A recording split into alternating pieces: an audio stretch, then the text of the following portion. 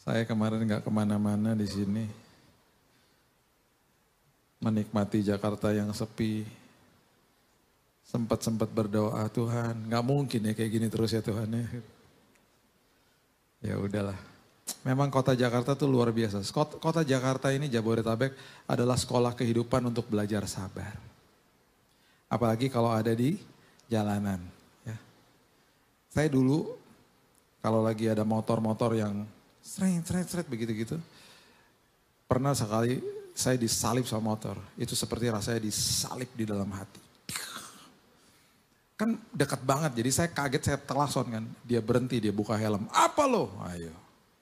Darah timur loh ini. Ada darah Manadonya.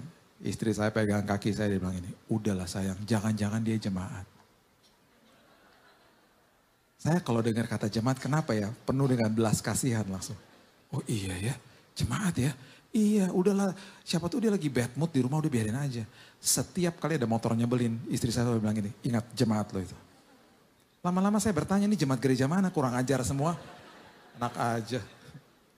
Itu sekolah kehidupan. Satu hari yang menyatakan sekolah kehidupan itu lulus kan orang terdekat. Kemudian dia bilang satu hari, kok kamu sekarang biasa aja sih kalau ada motor-motor nyebelin? Ya iyalah, udah lulus berarti. Yang menetapkan kita lulus kan orang terdekat gitu. Jadi semua kehidupan pasti ada sekolah kehidupan. Kita punya kelemahan masing-masing, semuanya Tuhan biarkan terjadi. Kadang-kadang dibiarkan ada ujian, dibiarkan ada cobaan, supaya kita lulus dari semua apapun pergumulan hidup kita. Ini pesan saya begini, apapun masalah di depan kita, kita punya dua pilihan. Kita mau lihat dari sisi ujian atau sisi cobaan. Dua-duanya di awal mengeluarkan kelemahan kita, sama dua-duanya. Sama. Ketika kita berhadapan sama sebuah masalah, tekanan, ya, pressure, itu kita dikeluarin tuh kelemahan kita, sama kayak sponge. Kalau dimasukin air, dipencet ya keluarnya air. Itu akan keluar tuh, aslinya kita keluar di situ. Mungkin kita cepat marah, mungkin kita cepat sensitif, cepat asumsi. Banyaklah yang keluar aslinya kita di situ. Ketika itu keluar, kita punya dua kesempatan. Kita mau jadikan itu ujian, atau kita mau jadikan itu cobaan. Gini, kalau itu ujian, kita akan menggunakan kelemahan itu, kita akan berikan kepada Tuhan. Kita akan bilang gini, Tuhan pakai kelemahan ini. Saya mau bermitra sama Tuhan, supaya ketika nanti ada ujian lagi, saya tidak berbuat hal seperti itu. Karena saya sadar ini kelemahan saya. Jadi kita mengambil kelemahan itu, kita bermitra sama Tuhan, kita membiarkan Tuhan mengubah hidup kita, sehingga ujian yang berikutnya lulus kita. Makanya kan kalau dapat ujian, kita kan langsung lihat, aduh nomor 2, misalnya ujian matematika, nomor 2 salah. Kita langsung paham, saya nggak belajar, saya nggak ngerti formulanya. Berarti apa? Itu kelemahan saya toh. Kan nanti ada remedial, ada ujian ulang. Ketika saya belajar lagi, ujian ulangnya saya lulus. Gitu, makanya namanya ujian matematika. Bukan cobaan matematika. Anak-anak siap-siap, besok akan ada cobaan matematika. Dan di akhir tahun ini Departemen P&K sudah merubah jadi cobaan nasional. Enggak lah, ujian nasional, bukan cobaan nasional. Nah kalau cobaan, itu kita akan membiarkan kelemahan kita menguasai kita. Dan kita memberikan kelemahan itu kepada iblis, kita biarin dia menggunakan kelemahan itu untuk menghancurkan kita. Itu cobaan. Makanya harusnya setiap hari sadar. Apapun yang kita perbuat, kita sadar gitu. Iya ya, kenapa saya nggak jadi termostat di dalam lingkungan saya? Kenapa saya jadi termometer? Panas saya ikutan panas. Dingin saya ikutan dingin. Harusnya saya kan jadi termostat. Jadi remote-nya AC, dingin saya hangatkan, hangat saya dinginin gitu dong. Saya mau jadi orang yang tepat buat dia. Saya tidak akan menuntut orang itu jadi orang yang tepat buat saya. Itu lambat laun ketika kita melatih itu, akhirnya yang namanya masalah depan hidup kita akan selalu berpikir dan kita punya paradigma, ini ujian dalam hidup aku. Supaya aku lebih baik lagi di masa yang akan datang. Jadi kita lihat dari perspektif itu, kemudian kita katakan kepada Tuhan, Tuhan gunakan kelemahan saya supaya kuasamu yang nyata dalam hidup saya. Coba deh kita lakukan itu setiap kali kita berhadapan sama masalah, pasti berubah. Karena gini, kehidupan orang ketika dibiarin dikuasai sama emosinya, akhirnya banyak orang terjerat ke dalam masalah hukum misalnya, atau kesulitan hidup gara-gara sebuah reaksi atau sebuah respon akhirnya yang salah karena ngikutin kedagingannya dia. Makanya Alkitab katakan apa? Di Yeremia dikatakan begini, hatiku licik, siapa yang mengetahuinya? Karena kita tidak akan pernah mengerti diri kita sendiri sampai kita mengenal Tuhan dengan lebih intim. Makin kita kenal penciptanya dengan lebih intim, kita akan makin kenal diri kita sendiri. Karena bahaya loh, makanya banyak orang yang ditangkap di kantor polisi, berbuat kriminal, mereka bilang gini, saya kilaf pak, saya nggak tahu apa yang saya perbuat. Karena itu aslinya keluar. Bayangin ada 2 orang keluar dari mobil karena rebutan masuk pintu tol beberapa tahun lalu di Jabodetabek, saya lupa di daerah mana. Gebuk-gebukan, satunya mati. Dia nggak mikir bahwa ada keluarganya di rumah nungguin dia, cuman gara-gara rebutan masuk pintu tol. Gak tahan emosinya, merasa bahwa saya nggak dihormati. Nah, masalahnya juga adalah kita mau dihormati, tetapi kita nggak ngerti kuncinya. Alkitab bilang apa? Kalau kamu mau dihormati, kerendahan hati mendahului kehormatan. Alkitab udah kasih tahu kuncinya. Kalau kamu mau dihormati, kerendahan hati selalu mendahului kehormatan. Justru kalau kamu ngalah, kehormatan menyertai hidupmu. Lihat orang-orang yang dikuasai sama emosi. Mereka diviralin lah, mereka akhirnya menanggung malu lah. Mereka berurusan sama hukum karena sebuah keputusan sesaat yang dikuasai sama emosi. Bahaya toh. Nah itu sebabnya dari pagi tadi kita membahas tentang penyertaan Tuhan. Tentang Allah Immanuel. Ya, ini seri ini dari pagi. Nah di dalam penyertaan Tuhan, di dalam kehidupan kita sehari-hari ya. Seringkali memang mata kita itu terpengaruh dengan apa yang kita bisa lihat. Terpengaruh dengan itu. Kita sangat sulit untuk percaya kepada sesuatu yang kita nggak bisa lihat. Dalam hal ini pastinya Tuhan. Kita nggak bisa lihat Tuhan secara fisik. Yang kita lihat masalah. Terus kita diminta untuk percaya kepada Tuhan dengan khotbah-khotbah seperti begini. Pembacaan firman. Dan seringkali kita akan katakan, Tuhan selama saya hidup di dalam dunia, saya nggak bisa lihat Tuhan secara fisik. Sementara saya diminta untuk percaya kepadamu. Apa akibatnya ketika orang tidak mengerti esensi daripada penyertaan Tuhan? Yang dia kejar selalu adalah jawaban doanya. Karena yang dia mau lihat adalah jawaban doa. Karena terpengaruh dengan mata jasmani bukan mata rohani. Orang yang mengejar jawaban doa, seringkali dia terjebak di dalam momen dia akan katakan dalam hidupnya, saya kecewa sama Tuhan. Karena dia akan tentukan waktunya, dia akan tentukan jawabannya. Ketika tidak terjadi semua seperti yang dia pikirkan, yang dia inginkan, dia kecewa sama Tuhan. Dia nggak pernah sadar bahwa selagi menunggu jawaban doa, di situ ada momen yang sangat indah yang Tuhan gunakan untuk mengubah hidupnya dia. Namanya momen penyertaan Tuhan selagi menunggu jawaban doa. Itu namanya momen Immanuel. Momen Allah Immanuel terjadi dalam hidupnya. Dan patut kita mengerti jawaban doa itu sudah disiapkan sama Tuhan. Kapan dia mau kasihnya terserah dia. Dan udah pasti jawaban doa pasti ujungnya membawa kebaikan bagi orang-orang percaya.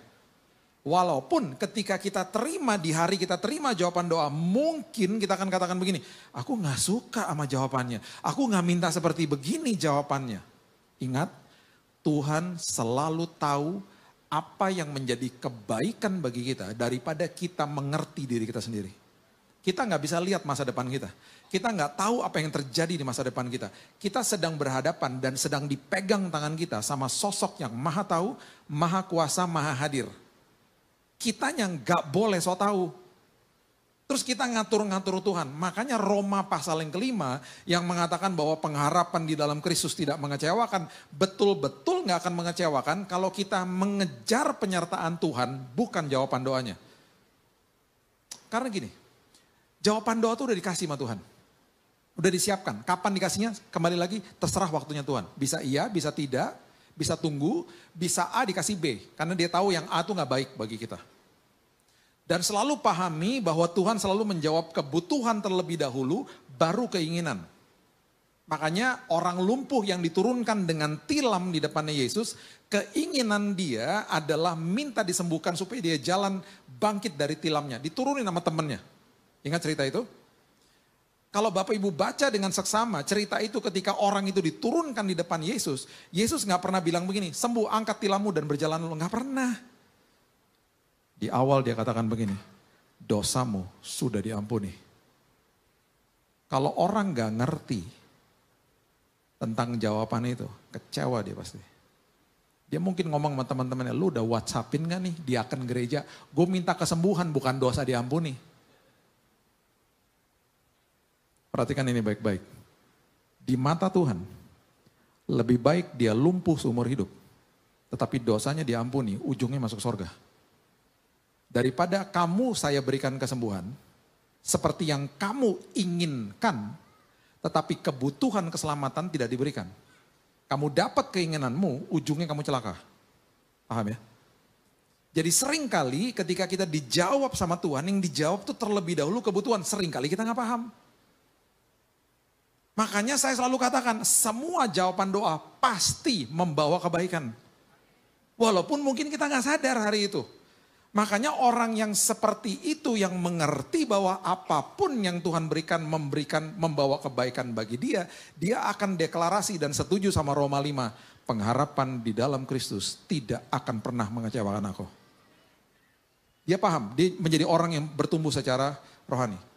Bahkan Petrus katakan apa? Bertumbuh secara kasih karunia, karena disitulah engkau tidak akan kehilangan pegangan. Bertumbuh di dalam kasih karunia karena engkau tidak akan sesat dalam hidupmu. Bertumbuh di dalam kasih karunia apa? Berarti engkau sadar bahwa Tuhan itu membawa kebaikan, memberikan kepada engkau hidup yang berkelimpahan di dalam sini. Bukan di tangan. Bukan harta, jabatan, status, ketenaran atau uang. Bukan. Sini. Dia akan melimpahi hidupmu di dalam sini. Nah itu sebabnya membawa kita kepada perikop hari ini. Bahwa penyertaan Tuhan, ya, yang Tuhan mau berikan kepada manusia, itu seringkali dinilainya nggak bisa pakai mata jasmani. Ada kata Immanuel di dalam Alkitab kita. Dan kata Immanuel ini hanya diberikan kepada 2 orang. Dan respon daripada mereka dua-duanya berbeda. Yesaya pasal yang ke-7 adalah pertama kali perikop di Alkitab yang merupakan kata Immanuel keluar pertama kali. Diberikan kepada orang Raja Yehuda, ibu kotanya Yerusalem, yang namanya Ahaz. Ahaz saat itu sedang dikepung sama 2 kerajaan. Dia dikepung sama 2 kerajaan dan dia diserang sama 2 kerajaan, dia dalam kondisi terpojok. Setiap raja pada saat itu selalu didampingi dengan seorang nabi yang menyuarakan suara Tuhan dalam hidupnya dia. Saat itu nabi yang mendampingi dia namanya Yesaya. Jadi Yesaya datang kepada Ahaz, dia menawarkan penyertaan Tuhan bagi hidupnya dia. Perhatikan responnya dia. Yesaya pasal yang ke-7 ayat yang ke-10 mengatakan begini. Yesaya pasal yang ke-7 ayat yang ke-10. Tuhan melanjutkan firman-Nya kepada Ahaz, katanya begini. Mintalah suatu pertanda dari Tuhan Allahmu, biarlah itu sesuatu dari dunia orang mati yang paling bawah atau sesuatu dari tempat tertinggi yang di atas. Ya, coba ya baca ini pelan-pelan, coba renungkan ini, bayangin begini. Di dalam hidup ini banyak manusia minta tanda sama Tuhan. Tuhan kalau aku mau gini-gini minta tanda dong, Tuhan kasih dong aku tanda supaya konfirmasi. Banyaklah dan kita suka dikasih tanda sama Tuhan. Tiba-tiba ada konfirmasi dari orang, aduh puji Tuhan, gue barusan minta tanda, lu kok bisa kasih konfirmasi. Kita senang dengan tanda-tanda lah. Ini Ahaz gak minta tanda, ditawarin tanda sama Tuhan. Kamu mau minta tanda apa? Tuhan ngomong gitu loh. Supaya kamu percaya bahwa saya akan menyertai kamu. Tuhan yang ngomong lewat Yesaya. Kamu mau pertanda apa dari Tuhan? Tetapi Ahaz menjawab ayat 12. Aku tidak mau meminta. Dan aku tidak mau mencobai Tuhan. Maksudnya aku gak mau ngerepotin Tuhan. Kenapa dia ngomong begitu? Rupanya saat itu ada sebuah kerajaan adidaya yang namanya Asyur. Yang menawarkan pertolongan kepada Ahaz mengatakan begini. Udahlah lu sama gue aja. Lu lagi dikepung sama 2 kerajaan. Udah lu mau gak bantuan gue? Asyur itu tentaranya paling perkasa saat itu. Asyur itu adalah kerajaan yang sangat-sangat ditakuti sama banyak bangsa. Asyur adalah negara atau kerajaan adidaya yang diagung-agungkan sama banyak orang saat itu. Dan mereka mengerikan. Dan mereka jumlahnya luar biasa banyaknya. Tiba-tiba negara adidaya ini nyamperin Ahaz bilang ini, udah lo sama gue aja. Gue yang bantuin deh gitu. Siapa yang gak mau bersekutu sama negara kayak begitu? Makanya dia bilang gini, udah gak usah ngerepotin Tuhan. Saya udah ada yang bantu. Saya udah ada yang bantu, saya mau ambil bantuan dia karena saya bisa lihat dia. Kalau Tuhan saya gak bisa lihat. Udahlah yang pasti-pasti aja deh. Itu maksudnya. Lalu berkatalah Nabi Yesaya ayat 13. Baiklah dengarkan hai keluarga Daud. Karena dia keturunan Daud. Belum cukupkah kamu melelahkan orang? Sehingga kamu melelahkan Allahku juga. Maksudnya apa? Melelahkan orang tuh gini. Kalau kamu ambil keputusan di luar rancangan Tuhan. Kamu akan merepotkan orang-orang di sekitarmu. Jangan pernah beranggapan bahwa dosa yang saya lakukan gak akan ngerepotin orang. Oh, ingat ya. Alkitab mengatakan 3 dosa, bagian daripada dosa. Itu di dalam bahasa Inggrisnya jelas banget. Ada iniquity, ada transgression, ada sin. Okay? Sin atau dosa itu sesuatu yang terlihat di luar. Transgression itu adalah pemberontakan manusia kepada Tuhan. Oh, manusia bisa menolak Tuhan. Iniquity adalah sebuah dosa yang tidak terlihat. Alkitab bahasa Indonesia kita mengatakan dalam bahasa Indonesia, makanya kadang-kadang kurang jelas bacanya. Kita itu diterjemahkan dalam kata kejahatan atau kecurangan. Contoh, iri hati, kesombongan, menginginkan milik orang lain. Mungkin hal pornografi. Itu biasanya tersimpan di dalam sini. Orang gak bisa lihat. Iniquity atau kecurangan yang diterjemahkan dalam Alkitab bahasa Indonesia, itu tinggal menunggu kesempatan, itu berbuah jadi dosa. Karena udah ditanam di sini, dan orang gak lihat. Orang mengaku dosa yang sudah terlihat, mudah. Orang mengaku dosa yang tidak kelihatan, sulit. Sulit. Makanya ketika itu terjadi, seringkali manusia menutupi apa yang ada di dalamnya. Makanya orang biasanya menghakimi apa yang terjadi di luar. Dihakimi karena terjadinya di luar. Kita nggak paham bahwa banyak banget orang, bukan banyak banget, semua orang berdosa, semua orang pasti ada dosanya. Cuman ada orang-orang yang belum kelihatan aja dosanya. Itu aja, sesederhana itu. Makanya Alkitab selalu katakan, tadi sebelum ibadah ini kami bahas, tentang jangan menghakimi orang lain. Itu adalah beban yang tak terpikul kepada orang itu. Benci dosanya, jangan benci orangnya, gitu loh. Itu yang terjadi. Nah itu kenapa? Karena semuanya manusia terorientasi dengan apa yang dia bisa pegang. Sesuatu dengan apa yang dia bisa lihat. Jadi seringkali bagi manusia yang tidak terlihat, udahlah aman-aman aja lah di sini. Disimpan nama dia di sini. Begitu juga dengan Tuhan, dia gak mau percaya sama Tuhan akhirnya. Dia mau percaya sama sesuatu yang dia bisa lihat, karena udah pasti-pasti aja. Karena terorientasi dengan mata jasmani. Oke? Nah akhirnya yang terjadi adalah mengapa engkau melelahkan orang, anaknya yang namanya Hizkia dikepung sama 185.000 tentara Asyur. Kenapa? Karena gini, waktu akhirnya Asyur membantu Ahaz, there's nothing free, gak ada yang gratis. Dia dijajah secara upeti. Enak aja loh. Gue pertama gue tawarin lo gratis, sekarang gue jajah secara ekonomi. Lo bayar gue sekarang. Sampai perkakas bait Allah dijual untuk bayar Asyur. Sampai bait Allah ditutup akhirnya. Anaknya Hizkia itu dikepung sama 185.000 tentara Asyur. Karena setelah itu generasi berikutnya mereka mau ambil teritorinya Yehuda. Yehuda tuh ibu kotanya Yerusalem Bapak Ibu ya. Kan terpecah dua ya. Di atas itu adalah Israel, ibu kotanya Samaria. Itu yang terjadi. Makanya Yesaya bilang ini, nanti kamu ngerepotin orang, bener, anaknya dijajah akhirnya, mau dijajah. Puji Tuhan karena dia keturunan Daud, Tuhan sudah membuat perjanjian kudus sama Daud, 185.000 tentara Asyur ditumpas sama malaikat Tuhan. Karena Tuhan mengatakan begini, aku lakukan ini karena aku dan karena moyangmu Daud. Kalau saya bisa tambahkan, yang sudah mati 300 tahun sebelum ini, tapi aku buat perjanjian kudus sama dia. Perjanjian kudus sama Daud, isinya apa? Keturunan kerajaanmu akan aku kokohkan selama-lamanya. Kenapa dia buat perjanjian kudus? Karena Daud ingin membangun bait Allah. Tuhan kasih pesan itu lewat Nabi Nathan. Tuhan bilang gini, gak usah kamu yang bangun, tapi biarkan anakmu yang bangun bait Allah. Siapa namanya? Salomo. Tapi karena engkau yang menginginkan untuk membangun bait Allah, aku akan membuat perjanjian kudus kepadamu. Oh, keturunan demi keturunan dikokohkan sama Tuhan. Siapa bangsa hari ini yang merupakan keturunan Daud, yang dikokohkan sama Tuhan? Bangsa Israel toh. Gak sampai 5% percaya Yesus. Penyertaan Tuhan selalu kokoh sama mereka. Karena ada perjanjian kudus Tuhan dengan Daud ribuan tahun yang lalu. Kerajaan dan keturunanmu akan aku kokohkan sampai selama-lamanya. Oke, itu khotbah yang terpisah, khotbah yang lain.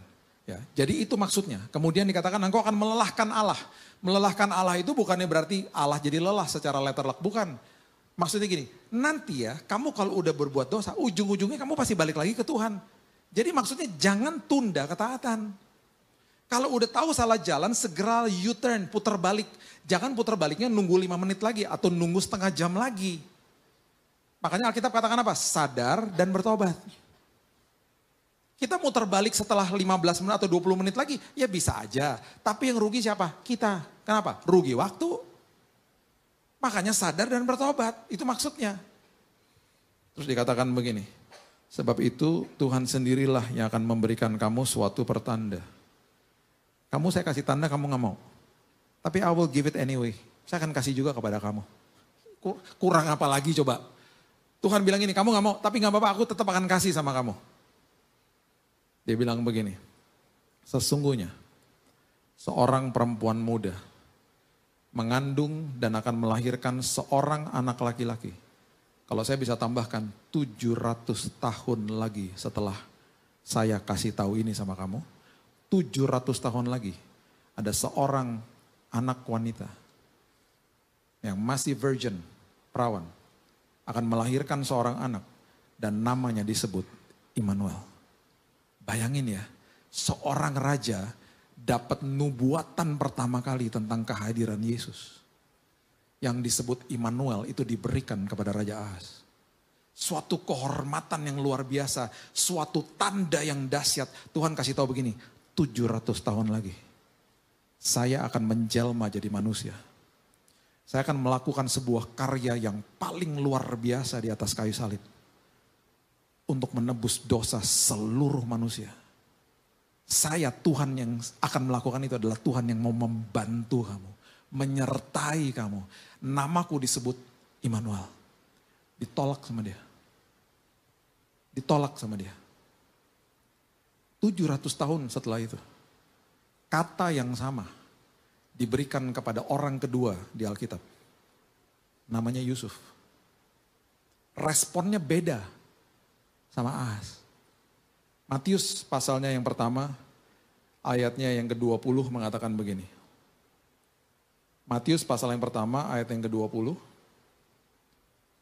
Udah kayak khotbah Natal aja. Siap-siap abis ini kita akan candlelight ya. Matius 1 ayat 20. Tetapi ketika ia mempertimbangkan maksud itu, malaikat Tuhan nampak kepadanya dalam mimpi dan berkata, Yusuf anak Daud sama-sama keturunan Daud. Janganlah engkau takut mengambil Maria sebagai istrimu, sebab anak yang ada di dalam kandungannya adalah dari Roh Kudus. Ia akan melahirkan anak laki-laki dan engkau akan menamakan dia Yesus karena dialah yang akan menyelamatkan umatnya dari dosa mereka. Hal itu terjadi supaya genaplah yang difirmankan Tuhan oleh Nabi, kalau saya bisa tambahkan Nabi Yesaya 700 tahun sebelum ini. Kemudian disebut sesungguhnya anak darah akan mengandung dan melahirkan seorang anak laki-laki. Dan menamakan dia Immanuel yang artinya adalah Allah menyertai kita. Bapak Ibu, Maria didatengin nama malaikat ke rumahnya. Ngelihat secara fisik. Maria masih ada waktu untuk merenung apa yang malaikat katakan di rumahnya Elizabeth. Yusuf enggak. Yusuf didatengin di sebuah penampakan di mimpi. Bukan didatengin secara fisik. Jadi bagi Yusuf untuk percaya ini adalah sesuatu yang sesuatu banget gitu loh bagi dia. Plus pada saat itu kita harus mengerti kulturnya mereka. Kalau orang lagi tunangan dan tiba-tiba tunangannya hamil, itu wanita itu pantas dirajam sama batu. Saat itu terjadi sebuah budaya namanya Pax Romana karena mereka dijajah sama Romawi. Romawi itu selalu bilang ini, udahlah damai-damai aja jangan kayak gitu-gitu. Makanya hukum-hukum raja agak diredam sama mereka. Tapi yang membuat mereka sangat malu ketika tunangannya hamil. Bisa bayangin nggak kita punya teman ya yang merupakan seorang pasangan gitu ya. Terus kita ketemu sama cowoknya, kita bilang gini, sini deh. Itu gue ngeliat tunangan lo perutnya gede hamil ya gitu. Terus dia teman-teman kita ngomong gini, iya tapi sampai senyum lagi. Tapi bukan dari gue. Kalau tenang banget kenapa emang? Dari Roh Kudus. Kita kan ngomong apa? Lu gila ya. Lu udah cek jiwa gak? Lu ngawur tuh jiwa lu. Kita akan ngomong begitu atau kita pikir dia bohong, sesederhana itu. Mana ada orang percaya itu dia hamil dari Roh Kudus. Perhatikan ini baik-baik. Level yang paling rendah. Dan normal sebenarnya. Secara manusia. Nggak lihat, nggak percaya. Nggak lihat, nggak percaya. Siapa? Ahas. Nggak lihat, nggak percaya. Level di atasnya. Udah lihat. Tapi nggak mau percaya. Petugas kuburnya Yesus. Lihat Yesus bangkit. Bangkit di depannya, oke? Bangkit di depannya, dia ngadu kepada mahkamah agama. Mahkamah agama bilang apa? Kamu jangan ngomong gitu loh. Bilang aja kepada seluruh rakyat bahwa muridnya mencuri tubuhnya. Alkitab mengatakan kebohongan itu tersiar sampai hari ini. Hoax. Udah lihat, gak mau percaya. Level di atasnya, itu terjadi sama Thomas. Udah lihat, baru percaya. Udah lihat, baru percaya. Yohanes 20 coba lihat. Yohanes 20 ayatnya yang ke 24 kalau nggak salah ya. Yohanes pasal yang ke-20.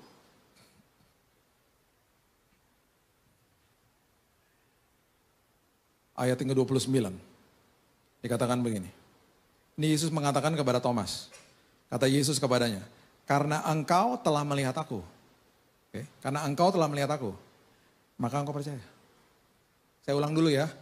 Nggak lihat, nggak percaya, normal. Udah lihat, nggak percaya, manusiawi juga walaupun bebel. Lihat baru percaya, normal. Thomas. Yesus kemudian menyebut level yang paling tinggi. Setelah dia katakan ini kepada Thomas. Dan ini level yang dikatakan Yesus adalah untuk kita semua yang ada dalam ruangan ini. Dia katakan begini. Berbahagialah mereka yang tidak melihat namun percaya. Siapa? Saudara dan saya. Kata berbahagia itu artinya makarios. Yang artinya blessed are you. Engkau diberkati ketika engkau percaya walaupun engkau gak lihat. Dengan kata lain, aku akan tunjukkan kuasaku. Sehingga dari mulutmu akan deklarasi Tuhan itu hidup. Tuhan itu ada. Aku akan kasih tunjuk kuasaku dalam hidupmu. Makanya ketika orang percaya kumpul sama orang percaya, kesaksiannya serupa karena Bapaknya satu. Aku sudah terpojok, aku udah gak bisa. Itu kalau bukan karena Tuhan, gak mungkin. Tuhan mempertontonkan kemuliaannya lewat anak-anaknya. Kenapa? Kita adalah orang yang sangat diberkati. Ketika kita katakan, walaupun aku gak bisa lihat Tuhan, aku percaya kepada kuasa-Mu. Itu esensi daripada Allah Immanuel. Bapak Ibu, Thomas, dia mendarat di India. Dia menginjil di India. Thomas ini dibunuh di India oleh para pagan leaders atau orang-orang yang penyembah berhala. Perutnya ditusuk. Dikeluarkan isinya bahkan. Thomas mati di India. Kuburnya masih ada di India. Di sebuah tempat namanya Milapore. Di kota namanya Madras. Yang hari ini kita kenal kota itu namanya Chennai.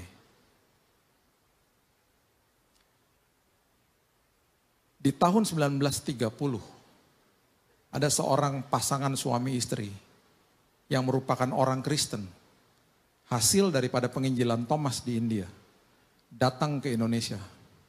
Karena mereka dipanggil untuk kerja di pabrik rokok BAT di Pasuruan. Mereka kerja, mereka datang sebagai ekspatriat, sebagai akuntan. Mereka datang, mereka kerja, mereka mulai traveling, dikirim ke Cirebon, ke Semarang. Mereka mulai melahirkan anak di Indonesia. Pasangan India ini adalah opa oma saya.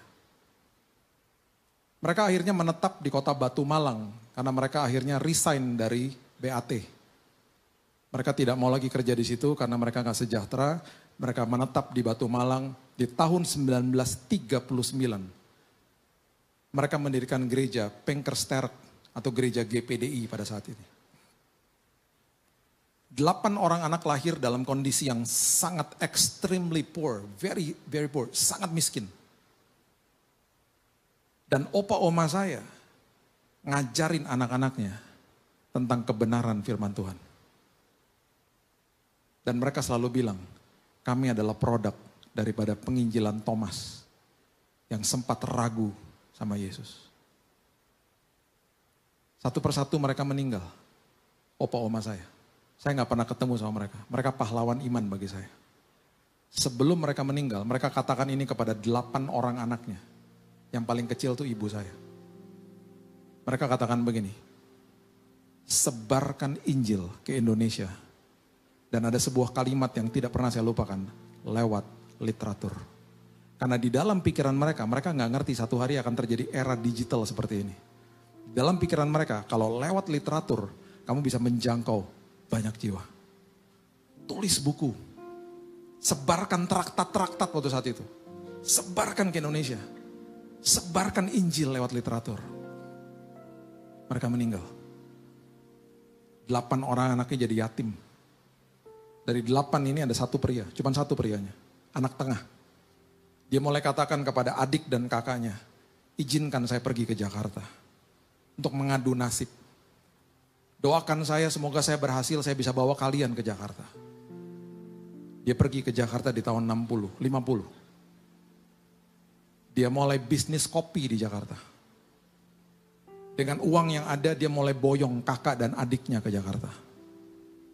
Mereka tinggal di bilangan Menteng, Jakarta. Cuman 1 yang tinggal di Batu Malang, meneruskan gereja itu. 8 bersaudara ini sudah meninggal Bapak Ibu. Tinggal 2. Tinggal mama saya, umurnya 82. Dan kakaknya yang umurnya 89, yang masih mengembalai gereja di Batu Malang. Dengan anaknya.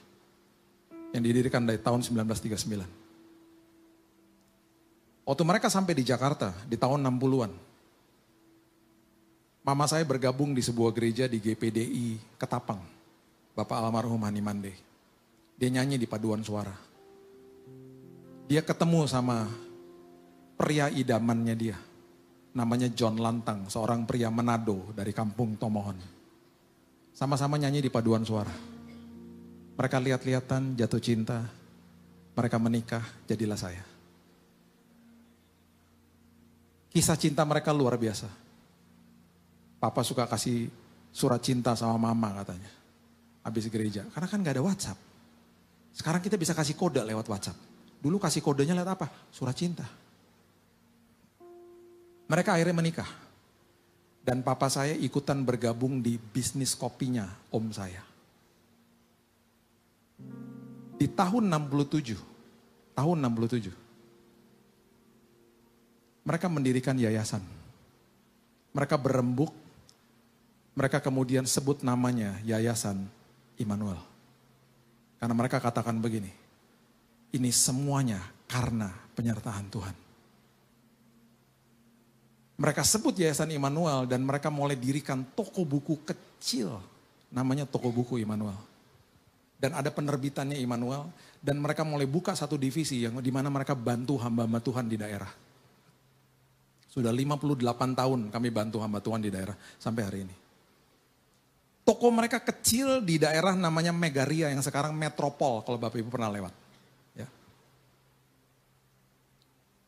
Toko kecil itu akhirnya mereka juga tinggal di flat Megaria. Di sebelah Megaria kalau Bapak Ibu lihat sekarang di Metropol itu ada gedung gereja namanya Isal Masih, itu dulu rumah saya di situ. Kemudian dihibahkan ke gereja Isal Masih tahun 75. Mereka kondisinya miskin. Mereka dengan bisnis kopi yang seadanya, mereka bisa biayain keluarganya. Mereka mulai buat yayasan itu. Mereka gak bisa cetak buku banyak-banyak. Pelan-pelan sedikit demi sedikit. Bapak Ibu tahu apa yang terjadi? Di tahun 71. Di kantor kopinya mereka dagang kopi loh. Saat yang dimana tidak ada telepon genggam, tidak ada email, tidak ada fax machine. Mereka cuma berkomunikasi lewat telepon landed, dan berkomunikasi lewat telex. Yang generasi Y sama Z, kalau X mungkin masih tahu ya, kalau Y sama Z di Google aja ya, telex. Telex itu adik-adik, itu seperti dapat pesan tapi agak lama. Kalau WhatsApp kan langsung keluar semuanya. Ini dia kayak ngetik gitu loh. Terus kalau lainnya lagi disrupted gitu ya, dia stop gitu. Kita nungguin. Terus ngetik lagi. Satu garis kita baru ngerti. Oh, terus sambungannya mana? Ntar sambung lagi. Jadi lama banget pokoknya. Satu hari mereka dapat telex dari sebuah gerai kopi di Amerika. Gerai kopi kecil mengatakan begini, tolong dong kirimin sampel kopi ke kami, dan kami dengar kopi Sumatera enak katanya gitu. Jadi saya gak pernah lupa, papa saya di tahun 71 di garasi mengemas kopi dan mau dikirim ke Amerika. Saya sempat tanya, Pak mau dikirim kemana? Ke Amerika, di mana tuh Amerika? Gak tahu, jauh katanya. Tiba-tiba dia udah kirim, saya nggak ngikutin lagi beritanya. Tiba-tiba satu hari beberapa bulan setelah itu, saya lihat ada truk besar di depan rumah. Saya tanya sama mama saya, itu truk apa, ngapain di depan rumah? Karena di rumah kami juga adalah gudang daripada Immanuel. Mama bilang begini, itu kita lagi baru cetak buku ribuan. Kita baru cetak traktat ribuan. Mau dikirim ke desa-desa di Pulau Jawa. Terus saya bilang gini, katanya nggak ada uangnya. Kamu ingat gak waktu papa ngemasin kopi yang dikirim ke Amerika, itu mereka udah minta supaya kopinya dikirim reguler. Kita dapat cek dolar, akhirnya kita bisa cetak buku. Bapak Ibu tahu?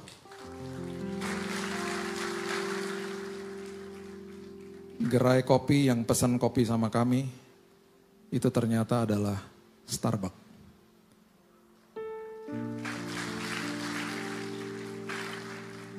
Bapak Ibu kalau pernah ke kota Seattle, pernah ke jalan namanya Pike Place, Bapak Ibu akan menemukan toko Starbucks yang pertama kali dibuka tahun 71 di jalan Pike Place. Itu toko itu yang kirim telex ke Jakarta. Sampai hari ini, Bapak Ibu kalau pergi ke gerainya Starbucks, Bapak Ibu akan lihat ada ground coffee atau biji kopi dalam kemasan 250 gram, tulisannya kopi Sumatera. Itu yang memperkenalkan tahun 71. Itu keluarga kami. Bapak Ibu kalau pergi ke sana, ke Pike Place, tokonya kecil. Logonya masih coklat, masih zaman dulu. Orang datang ke sana untuk beli kopi, selfie, buru-buru harus keluar karena sempit tempatnya. Dan semua memorabiliasnya, semua gelas-gelasnya tulisannya The First Starbucks Store. Saya punya tuh gelasnya. Saya berkali-kali ke sana, ketemu sama beberapa GM dari sana. Mereka bilang gini, kami tahu cerita itu. Dan kami senang akhirnya bisa ketemu sama kamu. Sayang, telexnya udah gak ada. Kalau ada, kami mau pajang di museumnya Starbucks. Terima kasih. Udah introduce one of the best coffee dari dunia, kopi Sumatera. Bisnis kopinya udah ditutup. Orang tua kami udah kasih bisnis sama teman lain. Dan poin saya adalah begini, kalau saat itu, di mana teknologi lagi minim, kok Tuhan bisa pertemukan sebuah gerai kopi dengan kebutuhan kami untuk melayani Tuhan. Dan Tuhan bisa buka sebuah pipa di mana berkat Tuhan mengalir, buat akhirnya pekerjaan Tuhan bisa dilebarkan di Indonesia. Kalau bukan penyertaan Tuhan, gak mungkin terjadi.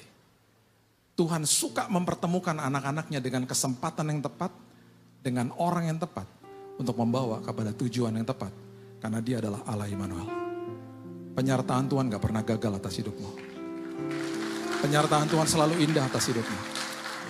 Jadi kalau sampai ada penundaan, Kalau sampai ada hal-hal yang kau gak suka di depan matamu, ingat Allah Immanuel yang menyertai hidupmu selalu sudah menyediakan kebaikan bagi hidupmu.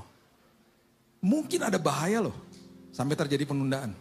Saya mulai belajar hari ini.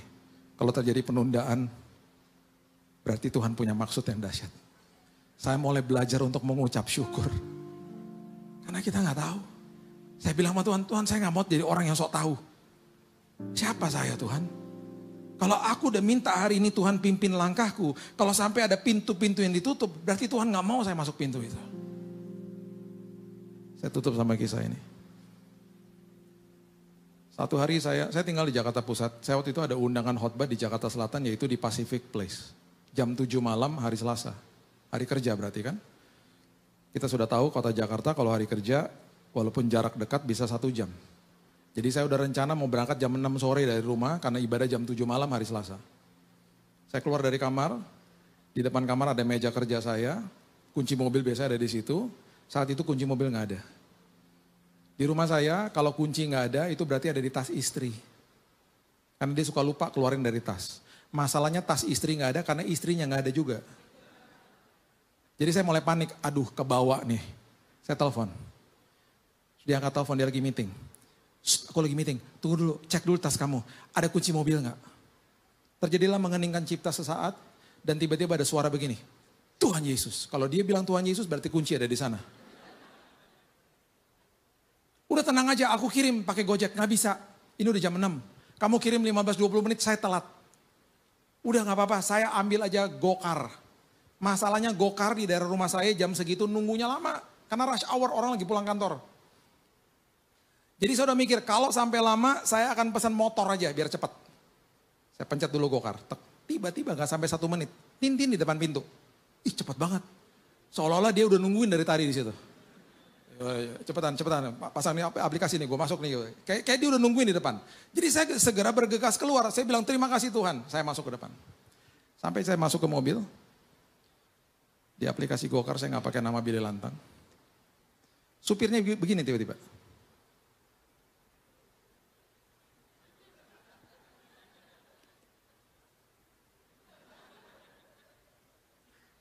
Maaf Pak, ini Pak Billy Lantang. Iya, dia nangis langsung.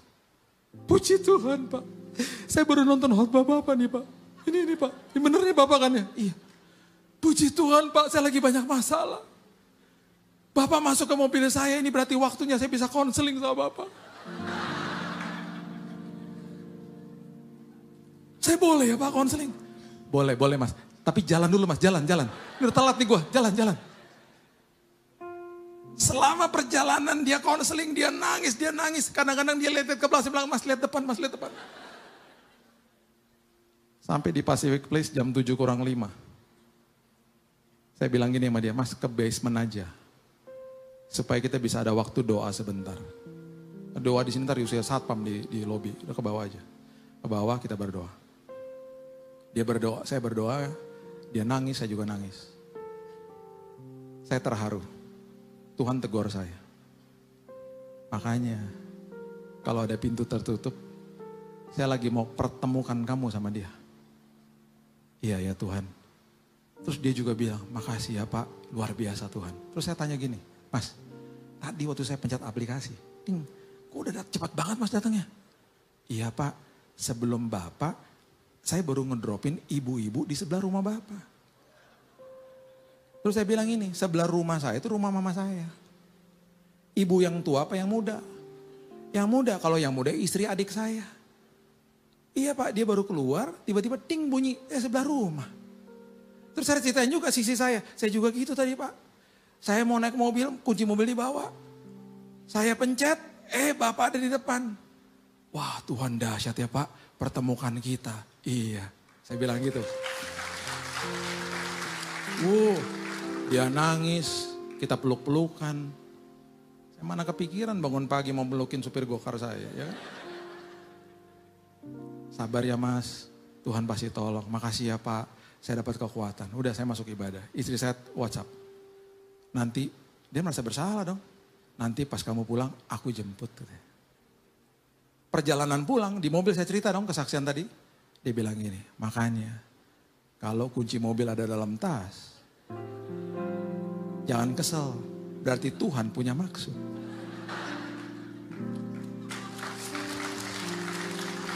Makanya kalau ada penundaan tenang aja. Kenapa? Karena kita menyembah Allah Immanuel. Penyertaan Tuhan gak pernah gagal. Amin. Berikan tepuk tangan kita untuk Tuhan kita. Bapak yang baik, terima kasih Tuhan berkat-Mu kepada semua jemaat-Mu. Ajari kami Tuhan seperti Yusuf. Kami akan katakan yes Lord. Dan kami akan katakan hari ini Tuhan, kami percaya walaupun kami gak lihat.